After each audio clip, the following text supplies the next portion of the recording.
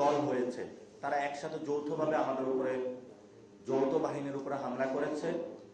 সেখান থেকে আমরা বাঁচার জন্য একটু সামনে গিয়ে জনতা তাদেরকে প্রতিরোধ করে এবং সেখানে তাদের যে অস্ত্রশস্ত্র তারা নিয়ে এসেছিল সেই জায়গা থেকে আমরা একটা স্টিকও উদ্ধার করতে সক্ষম হই এবং সেটা বিএনপির পক্ষে যিনি প্রোপাগান্ডা করে থাকে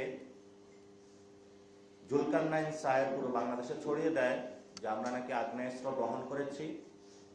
আমরা সরকারকে চ্যালেঞ্জ করছি, যারা এই ধরনের প্রোপাগান্ডা চালিয়েছে, ভিডিও ফুটেজ রয়েছে, কোনো ধরনের এই ধরনের যদি আগ্নেয়াস্ত্র, কোনো ধরনের যদি অস্ত্র আমরা বহন করে থাকতাম, আমরা সরকারকে চ্যালেঞ্জ করছি, তাহলে আমি স্বেচ্ছায় কারাবরণ করবো ইনশাআল্লাহ।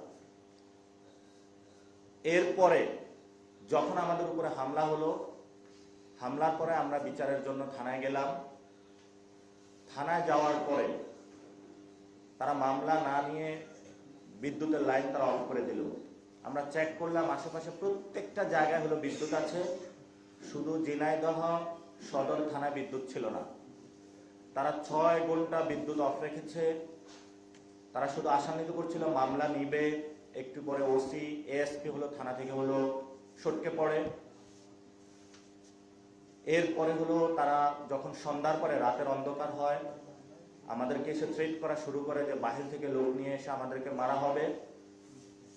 বিভিন্ন এমপি মন্ত্রী দিয়ে আমাদেরকে ফোন দেওয়ানো শুরু করে। আমরা বলেছি আমরা বিচারের জন্য এসেছি, মামলা না করে আমরা যাব না।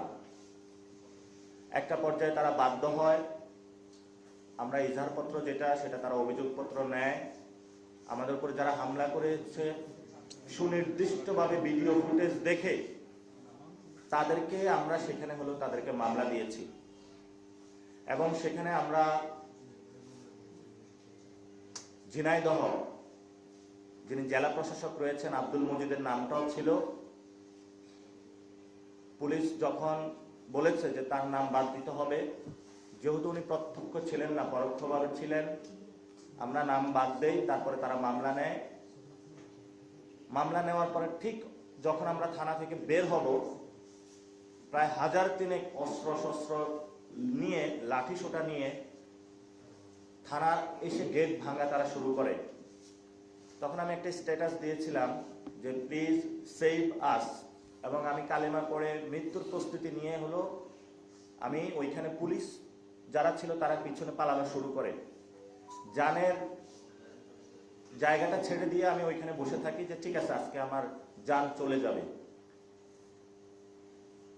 পরবর্তীতে তারা যখন এসে